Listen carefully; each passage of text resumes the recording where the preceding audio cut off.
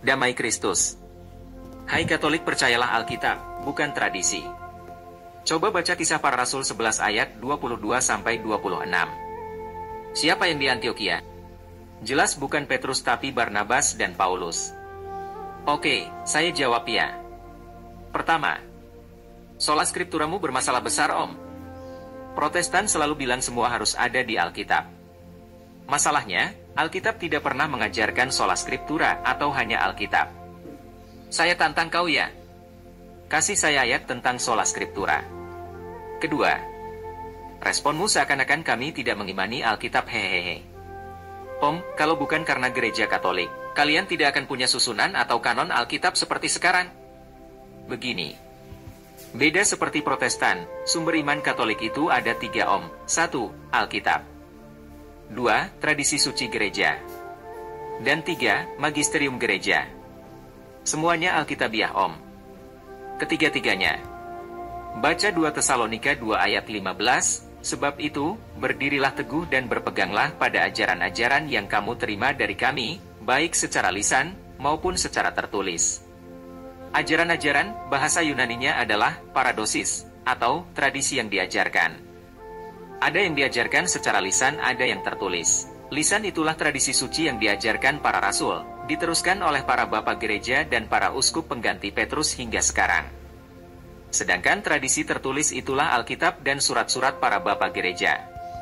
Sedangkan magisterium gereja adalah kuasa atau wewenang mengajar para rasul yang diteruskan ke para bapak gereja terus-menerus melalui para pengganti Petrus.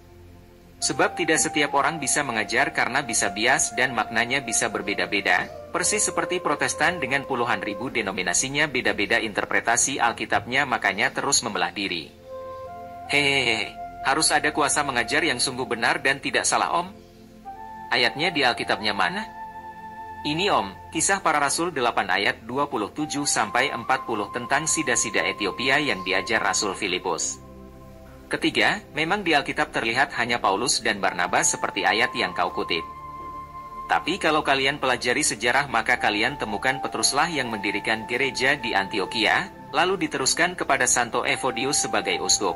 Santo Evodius wafat tahun 69 dan beliau digantikan oleh Santo Ignatius dari Antiokhia yang menggunakan istilah Katolik untuk menyebut gereja Kristus di seluruh dunia saat itu seperti penjelasan di VT saya sebelumnya. Tahunnya sekitar 107 atau 110 Masehi. Ada di Alkitab? Tidak ada. Karena tulisan-tulisan dan ajaran-ajaran para bapak gerejalah, kita jadi tahu sejarahnya. Keempat, kamu belajarlah sejarah gereja biar tambah pintar.